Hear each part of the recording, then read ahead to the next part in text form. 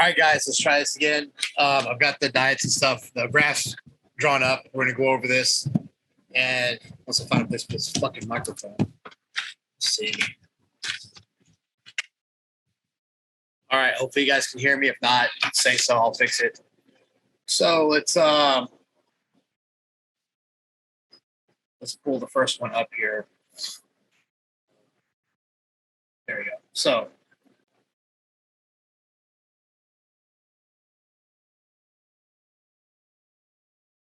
all right, here's the first graph. This explains pretty much the base of the diet. You have, let's see, you have your baseline metabolism, the blue line. That's everybody where your metabolism is currently at. The diet is the green line set below your metabolism. So you're in a deficit. Well, whatever. That deficit is like it's too much of a coin term. It works under certain conditions, but not every condition. So that's why I say it like that. And in between those is your fat loss zone. So how this works, and this is over the time of a week from Sunday to Saturday. All right, this line's metabolism, this line's time, 1 week. So the way it works, let's see. I wanted to change the color, but I think I can't right now. Let's see. This will work. You start here at Sunday and you slowly go through the fat loss zone to hit to like Saturday. You want to stay in that zone as much as possible. The longer you stay in that zone, the more fat you burn in a week. Okay. If you're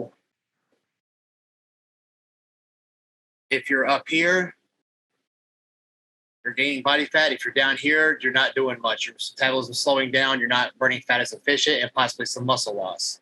So you want to stay out of those two zones. You just want to stay in that fat burning zone. So let's look at this from like a month-long perspective. So now we have week 1, week 2, week 3, week 4. This is where your high days come in, okay? Because at the end of every week, you do a high day, it boosts your metabolism up, and you're ready for the next week of dieting, right? So in a perfect scenario, week 1, you come down, you're at the end of week 1, week 2, high day, boom, back in the top of the zone again. You start slowing down, metabolism slowing down. End of the week, bam, bump it back up. Slow it down, and you repeat that pattern. So you're staying in that zone for weeks at a time. That's where the high days come in.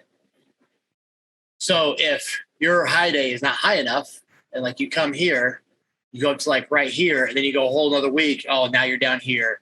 Now you're doing a little one. Now you're way down here. Now you're just fucking wasting away at that point. That's not what you want. So again, if it's too high, if the high day is too high, it'll come down. It'll be up here. It'll take a while to get in the fat loss zone. Then you'll be here and come up. And then you'll probably hit and do a high day before you crash. So now you're way up here. And you're not really hitting. You're doing okay there, but you're not hitting it perfect. So that's another thing that can happen if you eat too much on your high days. The high days are usually, you guys usually have a hard time getting all the food down anyway. But if you notice, it gets easier to eat every time because your metabolism is getting faster. And graph I'll show you soon is showing you what happens with that, because as you lose body fat and gain muscle, you require more calories in your baseline metabolism.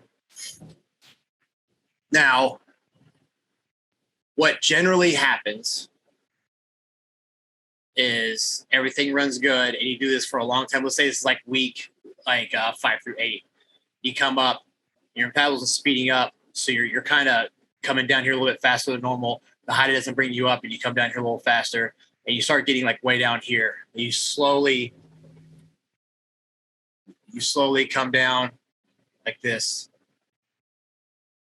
You're, shit. I handed the thing, sorry. You get the point. Like, let's say you start here, you're down here, your high day, you only make it to there, you're down here, high day here, down here, because your metabolism is speeding up and you're not adjusting the food to compensate for that. That's why you see me adding food in there at certain times. Let's go back to the 1 week graph. Sometimes your guys will start losing weight, and then all of a sudden midweek you start crashing, you get bloated, constipated, your weight goes down, then goes back up because everything's backing up. This is what's happening. Your metabolism is speeding up and you're not adjusting the food. So instead of getting this nice line here, what you're getting is this. You need to slow that down. There's a few ways to slow that down. Vegetables slow it down, yeah. Then I don't. That's like the last thing I would add to a meal because you're doing the fiberlyzed. I would do fats first because then you're going to get the benefit of the muscle cell regeneration from the fats, and then eventually you'll see me switch your fats to protein because your metabolism can now handle breaking down more protein. Or sometimes I'll leave both in there.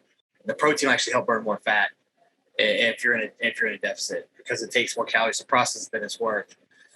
And same with vegetables, but protein works better if your metabolism can handle it. Some vegetables.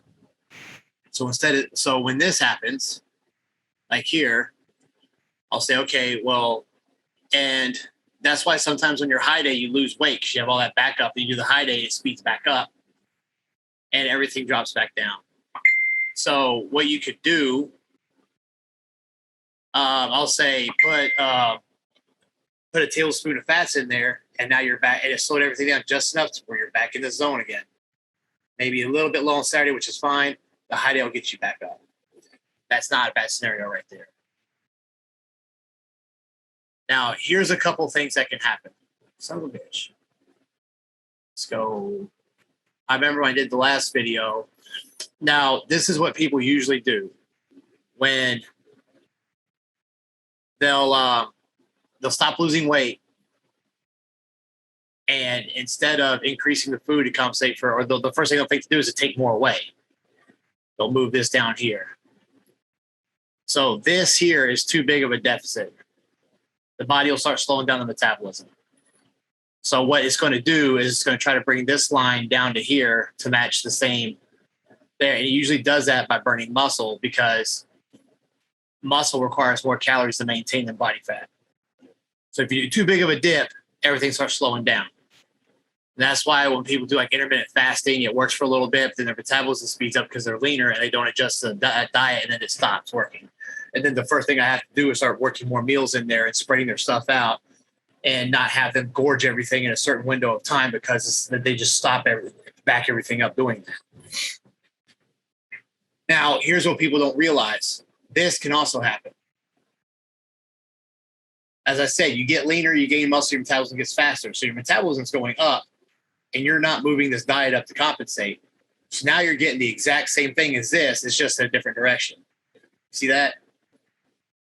That's pretty cool. So the diet can stay the same and you get leaner. And if you don't move that diet up, you have that same big ass gap that's going to cause the body to panic and start slowing the metabolism down. That's why most people's diets stop working. They start working, then they stop, and they take more away. It doesn't work. It's because they have to go in the opposite direction. They have to move this green line higher up to match the same gap as this. That's how it works. So that is pretty much the basics behind how I troubleshoot and write the diets out. Very simple.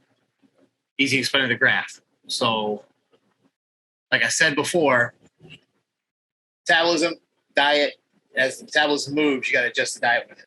Keep that same gap. The high days are super important. That's why. Because, let's see, if we go here and we do it, you come down here and then like you got 2 weeks in the dead zone not doing shit. You have to bump the metabolism up. It's like, I think the Chris Aceto book says some shit like every 7 days. I think it's 7. I do it every 7. I have one guy that's doing it that did it for 10, just one time to get things going. And now it's only every 7. But we had to do a couple extra days to push him along because his metabolism is just so slow that we had to do that for a little bit until it picked back up.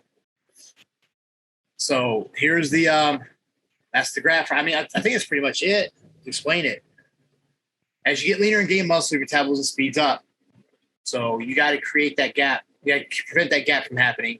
You can't drop your diet down too far because then you create that same gap. Anytime that big gap's there, things don't work as well. If you think about it in terms of staying in this zone right here, your understanding of how to troubleshoot the diet works so much better. So much better. So, sometimes the reason you can't go too crazy on high days, I'll talk about this because I'm kind of in the situation right now. Because really, in real reality, what happens is you kind of do this and come down, and every time you do a week, you're going to get a little bit more in the hole. And then you're going to high day, and it's only going to bring you up to like right here. Then you're going to be way down. That's why instead of increasing the high day, sometimes I increase the weekly diet.